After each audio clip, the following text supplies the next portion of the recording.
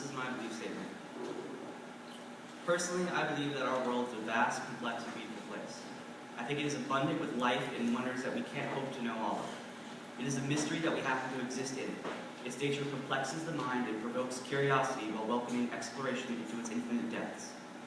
The universe, as defined by the dictionary, is all matter and energy, including the Earth, the galaxies, and the contents of intergalactic space regarded as a whole, not as others might define it as just the Earth with all its inhabitants and created things.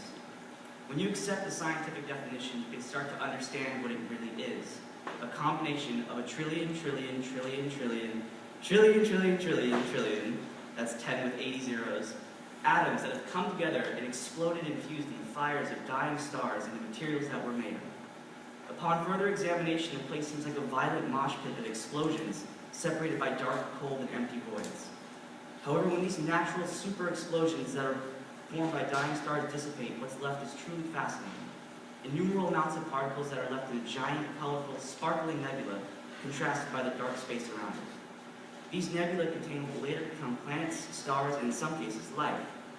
I find it fascinating that in the most tragic and fearsome events, a beautiful visual representation of life is created that can be seen across the stars. Due to the nature of my belief statement, I cannot give you a personal story of how it is applied to an event, but I can give you some background on my belief. Up until I was about 6th grade, I was brought up in a relaxed religious environment. I was urged not to accept things that I thought that were taught as a fact that contradicted with my inherited belief. I went through basic biology in 6th grade and earth sciences, ignoring peer-reviewed papers and evidence that suggested the age of the universe was a silly 4.5 billion years old, or that humans could have been slowly evolved over long periods of time.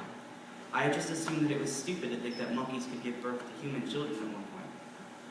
Later that summer, I started branching my reading material from sci-fi and fantasy novels to actually looking at my old science textbooks, at online articles and peer-reviewed studies written by acclaimed scientists. I went on YouTube, and instead of looking up funny Nyan Cat videos, I would search up biology or recent scientific findings. I began to have a better understanding of how our world actually works. I continued learning through 7th and 8th grade. Half of my way through 8th grade, I started looking not at the science itself, but why it clashed with my own understanding and my previous understanding of life. A few months later, I chose to abandon my previous beliefs for a scientific and factual understanding of our wonderful world. Soon, so this is the part I tell you about the effects of how it's supposed to change my world. A lot of people, about 84% of the population, would say that I have a saddening view on life. However, that huge positive aspect to accepting of the world for what it is.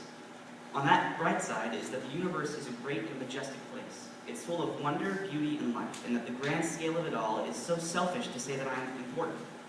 The universe could care less if I exist or not. I'm not going to hurt it or alter it in any way. But even though I am such a small part of everything, and I have a limited time to be a small part of it, I strive to do the most I can and to get the best out of life while I am still living.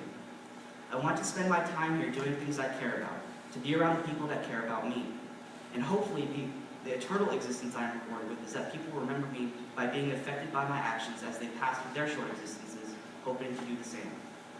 I believe that life is short and can be hard, but there is staggering beauty and infinite wonder to be found in every last moment. Ooh.